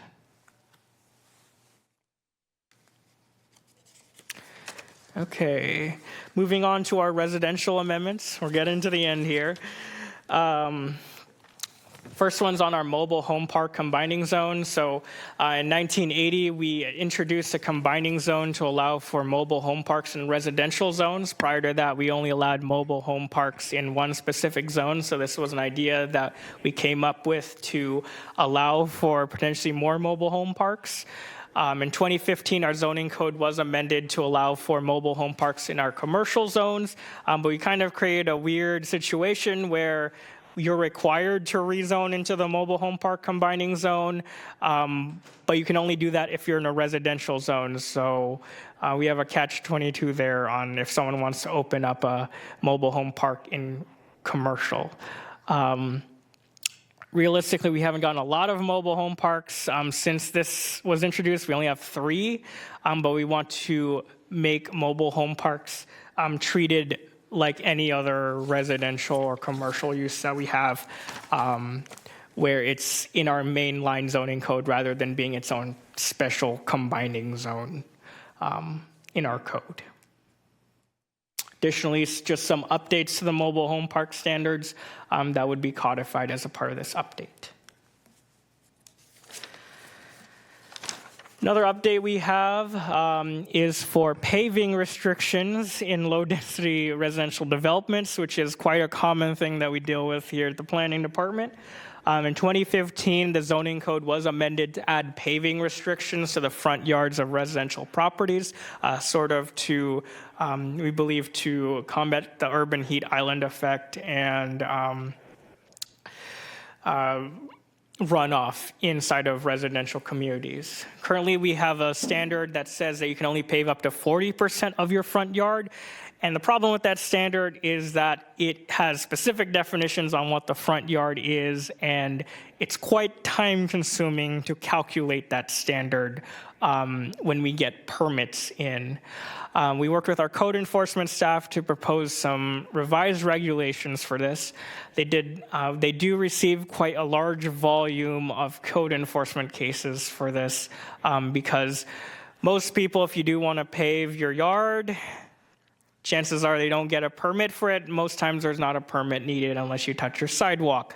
So that 40% limit, if you buy a new house in Vineyard and you want to pave the side, oops, you're now over 40% and you need to pay for a special development permit or rip it out. So, of course, we receive a lot of inquiries for people who want to do this. There's multi-generational households, there's homes with ADUs, and there's more cars that need to be parked there rather than having it on the street. So keeping in mind these changing times, we're proposing revised standards for paving that allow for basically more parking on your property. So for lots that are over 65 feet in street frontage, it would be 50% instead of 40. For 40 to 65 feet in driveway lengths, that's kind of our RD 3, 4, and 5 zones, the most popular one. You'd be allowed to have a 3-car driveway apron in most cases. Our RD7 zone, you'd have a 2-car driveway apron, and then RD10, which is more of your townhouse zones, just similar to current standards, where it's just leading up to the garage or carport that you already have. Additionally, what we're proposing is lowering the standard for deviating from these standards. Again, it's a special development permit, so that's about $8,000 if you go over paving. Lowering it to a minor special development permit is about $1,400. So we still have teeth on the regulations, but we're keeping into account what people want to do on their properties. Questions on these? Okay, so next one's kind of grouped together. We have home occupation tweaks. So currently our home occupation section, as I mentioned, was created in the 70s and 80s. We did not imagine modern home occupation uses, people being able to operate Etsy stores, eBay stores from their house without causing disruption on their neighbors. So what we're proposing is some minor tweaks to really account for this, internet-based reality that we have today. So some of the limitations I'd like to note, we had a limitation on 32 hours for home occupation. Not sure how we would regulate that, but getting rid of that regulation and just saying you operate 7 to 9 p.m. With limited exceptions. So if you're operating at 2 a.m. on your consulting business in AutoCAD, that's fine. So we have standards that count for that. Our standards for repair at the time were kind of geared more towards repairing lawn mowers and that sort of thing. If you are operating repair of phones or computers, our current standards say you can only have 12 items being repaired. You probably have more than that to survive. So removing that standard, just saying you operate and repair those things indoors. Additionally, some standards being updated to account for home occupation fleet-based vehicles businesses. So we receive common increase for non-emergency medical transport. So these businesses that have small passenger vans that bring people to appointments, saying that they can operate from their house with one vehicle. If they need more than one vehicle, it's a minor use permit. There's also minor changes being proposed to other home occupations. One of the ones I'd like to highlight is prohibition on private recreation facility rentals when your property is developed with a home. So in 2023, the planning director found that this cannot be operated consistent with our home occupation section. The most common use that we see for this is people who want to rent out swimming pools independent of their house, so just putting it on an app. The most common one is Swimply. You rent out your pool. Don't rent out your house, not like Airbnb, just your pool or your tennis court. It's really there to facilitate parties, so it's not really cohesive with the purpose of our home occupation section, so explicitly prohibiting this type of operation from occurring in our residential zones. Question? That would encompass, let's say, a coaching type scenario. So Whether would that like whether you're teaching swimming, teaching tennis? no. So if you're doing coaching, you're providing the service of teaching someone to do it. That is allowed under our home occupation section with limitations. How about to a third party? No. So it's just if you're operating it as, I'm good at tennis, I want to teach someone how to do tennis, I'm having a client come over, limited time to teach them how to play tennis. That's what the intent of the regulation is. Okay. Thanks. I have one question on the previous slide. Do you have a lot of permits for gunsmithing in private homes? We do receive it from time to time. We have people who work with the ATF, and we get inquiries from the ATF on people who want to modify firearms from their home. The most common thing we get related to firearms, though, is more transferring of guns. So people doing the paperwork for federal firearms license transfers. But from time to time, we do receive inquiries on people who want to modify firearms. And these are in personal dwellings? Mm-hmm. Yeah. Okay, thank you. You can't do ammunition, I just lost the term. Reloading. Ammunition reloading as a home occupation, but yes, you could do some repair or modification or transfer. So you can't do home loading as an occupation, but you can do home loading as for personal use. Okay, thank you.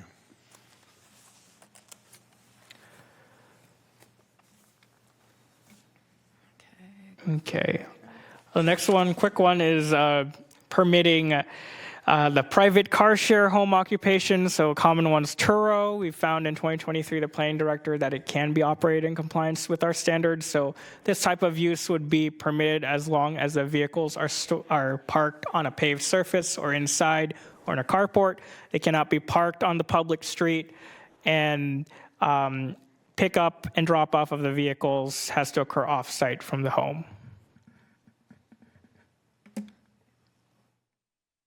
Okay, can you? So there was one slide that I forgot to put in the presentation, but quickly on residential accessory structure heights. So our current zoning code provisions, we have 3 different ways to measure height: to peak, to midline, and a combination of the 2 with plate line. What we're proposing generally in this amendment is to simplify it, where we go for the accessory structures to peak. So if you get your shed from Costco or Home Depot, it's pretty easy to find that. And then for the primary structure, your house, commercial structure, it's to midline. Additionally, something that is in our code that we receive a lot of inquiries for are people who want to store RVs on their property. So this is regarding accessory structures to homes. Our current standards for residential accessory structures have a limitation of 16 feet. If you're storing your RV, sometimes 16 feet doesn't work. So you change out the AC unit or something, you might need a taller structure. So oftentimes we deny those permits, and then a few days later, they come back and now they're labeled as a barn. Why people do that is because our current standards for incidental agricultural accessory structures, so the structures sort of holding your farm implements, chicken feed, that sort of thing, is allowed to be 24 feet with increased setbacks. So to encourage truthful implementation of our code, residential accessory structures would be allowed that 24-foot height allowance if they are able to maintain 10-foot setbacks from the rear side and from the house. So you need to have quite a large lot, but if you're able to, you can get your RV storage structure. Additionally, there's a proposed amendment to basically apply the same height standards that would go for an ADU for any residential accessory structure attached to it. So if you have a detached ADU, we only apply the height allowances to the habitable part, which is usually, it can be 20 feet in certain circumstances, but the garage attached to it is considered a residential accessory structure, and it's limited to 16 feet. So we have to do some weird looking at the floor plan to see if it's over 16 feet anywhere over the garage, which doesn't make sense. So just saying we apply the ADU height for that entire structure. Okay, go back to presentation. Okay, so that's the end of the marathon 20 items. Just like to note the workshops that we have done thus far. So we went to every single CPAC and CMAC in the community and delivered a presentation on this item. We focused on 10 items of interest that we saw that could be of interest to each specific community. We also did a countywide workshop here on the 16th. Of all the CPACs we went to, we've generally received positive dispositions from the CPACs with minimal comments, and the comments that we have received, we are going to be taking a look and incorporating them as appropriate into the amendments before it eventually comes back to you guys for a formal recommendation, which is currently slated for June, and then final action at the end of July at the Board of Supervisors. So that's the end of my presentation. I'd be happy to answer any questions on any of the items I've provided or any of the 131 items in this package. Any questions from my fellow commissioners? Vice Chair Conklin. Not necessarily a question, but thank you very much for a very thoughtful and complete presentation. Again, not really a question, but just something that, of all the things that we kind of covered today, the home occupation of the business is the one that's like, are we setting up kind of a slippery slope here? And you combine that with like maybe some of the paving, like limitations, and are we opening up the door to turning residential homes into what are really businesses? And that's the only. And I don't know what the solution is. I will definitely spend some more time kind of thinking about it, but it may be just one of those kind of cases where it when you see it, but by then maybe it's permitted within the code and it's a problem for the rest of the neighbors, and we don't necessarily have the tools to address anything about it. So I'm going to spend some time kind of thinking about those different situations, and I just don't want to end up in a place where we're trying to define something that's potentially really difficult to define, but ultimately kind of creating a problem. We end up in a Justice Stewart, obscenity kind of definition. But I don't want to, create problems down the line for neighbors. I understand like the economy is changing and transitioning, but of all the things that we covered, I guess that's the one that kind of gives me a little bit of unsettled, I guess is the word I'll use. But thank you for a great presentation. Definitely take a look. We have existing standards that we aren't proposing to change already on home occupations that talk about that you really shouldn't be able to tell that a business is being operated from the outside. We restrict operation to being either in the primary dwelling, the garage, or an accessory structure. There is an exception for larger properties where we allow for a family contractor's yard, but that's a kind of an anomaly one. We have standards regarding traffic generation, and when you do have businesses that we do allow where the public is allowed to come, we do have currently restrictions on most of those that restrict it to a by appointment only and no more than 8 appointments in a day. And so that would also lend to the person, whether they're doing piano lessons, dance lessons, they have a pool and they're giving swimming lessons, they're allowed to have 1 student at a time, up to 8 a day. And so we already have some of those standards in place to already ensure that the primary purpose is still the residential purpose. But if you see something in there, feel free. We are still taking comments. I'm going to look to our attorney, Bill Burke. I'm assuming that the individual commissioners can send us, if they are reading through this before it comes to hearing, can they still send us comments? Or do they have to do it, as long as they're not doing it as a group email, if they just they themselves individually.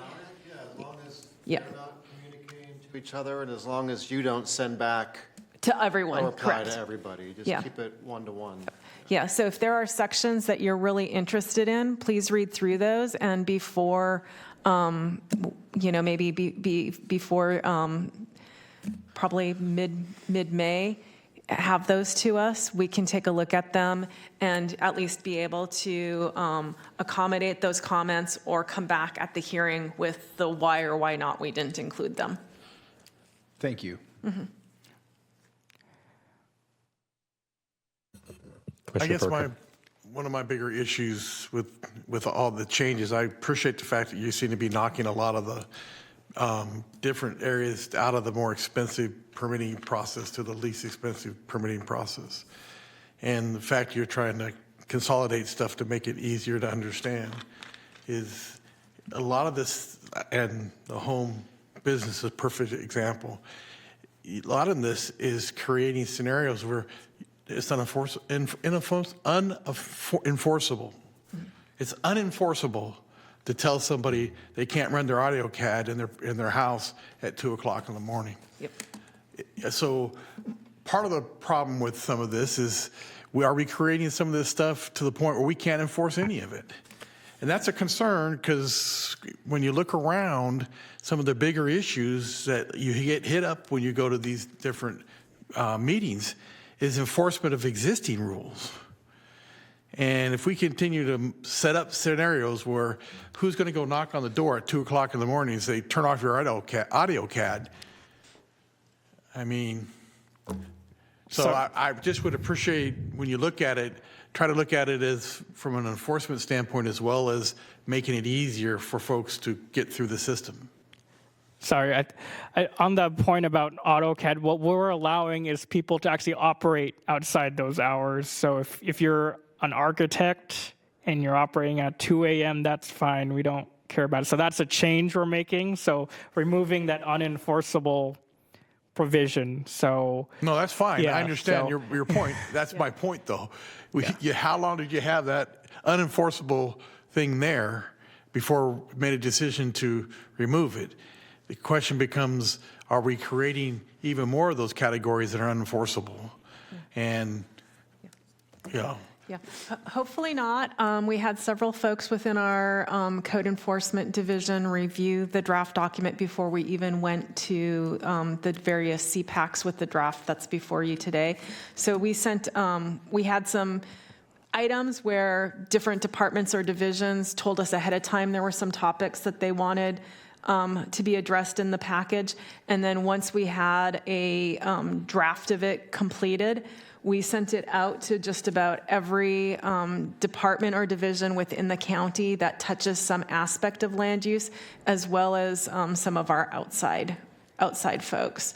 So code did read through all this and hopefully feel that the standards that they're required to enforce are done in such a way that they can enforce them. And I'll just give one last example, your last slide. You talked about that 16-foot RV height would create a problem.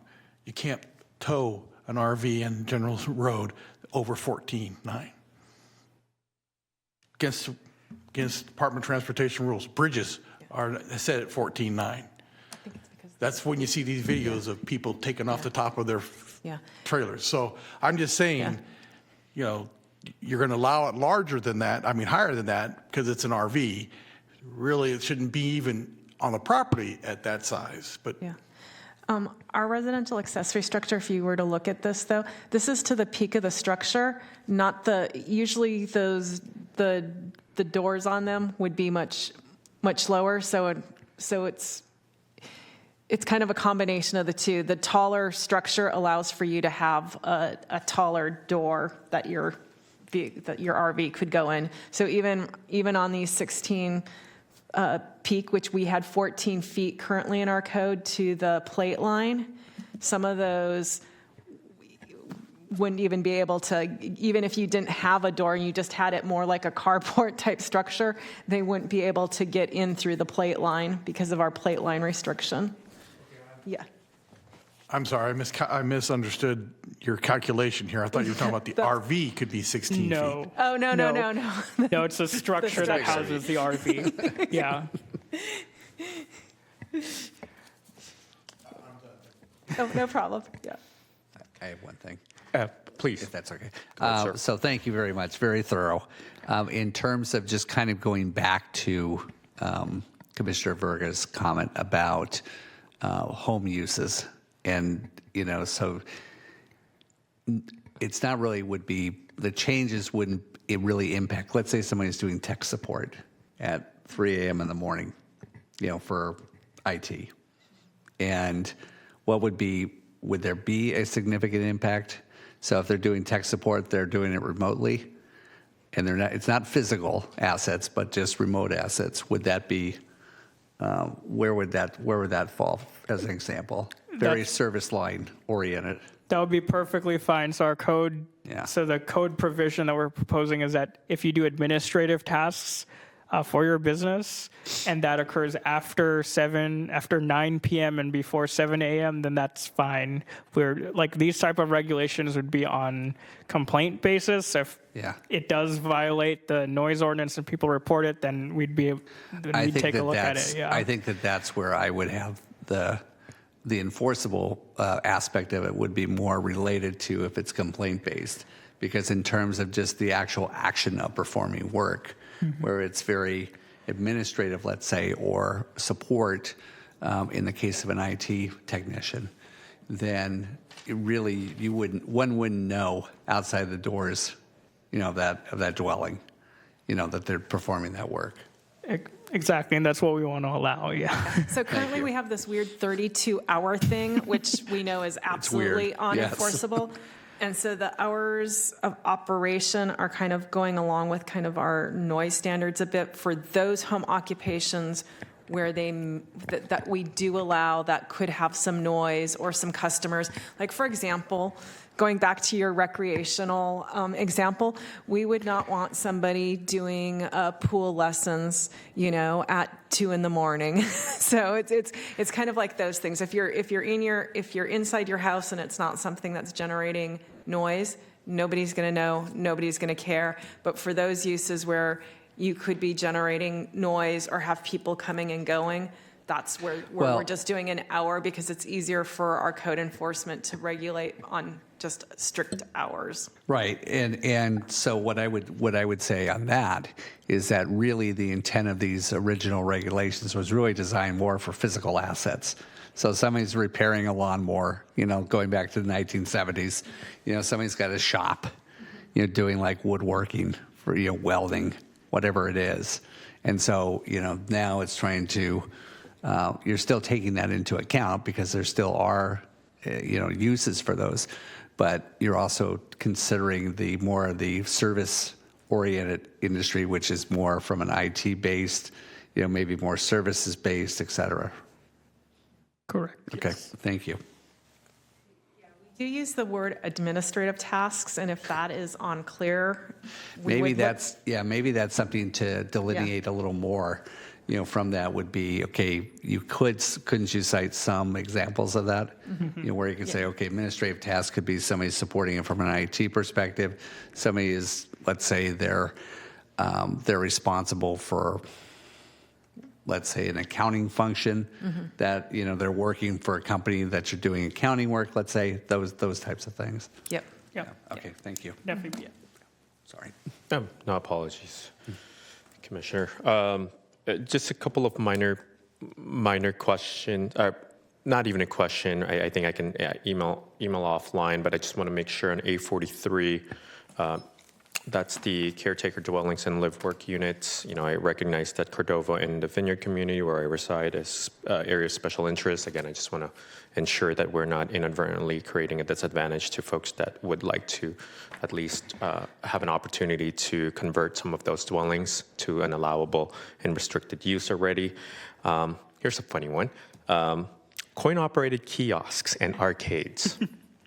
What if you have something that is both an arcade and a coin-operated kiosk? Are you going to treat them one and the same? You go to Coin-Off in Roseville. It's an arcade, but they also allow you to use coins. Just more of a question. You don't have to answer that right now, but just want to make sure that as a lot of these like newer places, right? Coin-Op being an example. They're both a coin-operated kiosk and an arcade. So, and then the last thing I just wanted to ask, A115. CPAC review exemption for updates predicated by state or federal legislation. Staff is proposing to completely remove presentation to the CPAC. I think that's going to be a big challenge. I really do. I'm hoping that you guys can at least look into a middle point where staff is not required to make a presentation, especially in areas where CPACs have a challenge in hitting quorum. But I think that a lack of information is just as troublesome as the burden of staffing to provide the information. And so I'm hopeful that we can find a middle ground. I would encourage the planning director and the planning director staff to at least inform the CPAC members, and by virtue of the CPAC members, the community members who attend the forums, even if it's not a presentation that's going to be attended by staff, to at least provide them with information, the packet, that a change, no matter how ministerial, is going to be made, right? And so I don't know if my fellow commissioners saw that, but I encourage you all to read A115. It's CPAC review exemption. my notes here say that how are we facilitating public feedback if we're removing that ministerially and a modification of a hearing? So again, I encourage the staff to hopefully take a look at a middle ground where I don't want to be burdensome when creating a big, long presentation, but we will be remiss if we don't educate our community members that there is a change that's happening, no matter if it's being required by the state or the federal legislation for that matter. All right, awesome. I think we provided you with a number of feedback today and questions, and I encourage the commissioners to continue engaging with the staff again, making sure that we don't inadvertently break the Brown Act requirements. Madam Clerk, do we have any comments for this item? We have not received any public comments for this item. Okay, thank you again, Ms. Hartman and Mr. Geronimo. It's quite an endeavor here, and I really applaud you all for going to all of the CPACs and the CMACs and creating this workshop. Okay, now let's move on to the next item, and thank you, Vice Chair, for starting the meeting. Really appreciate that. Planning Director's Report, item number 2.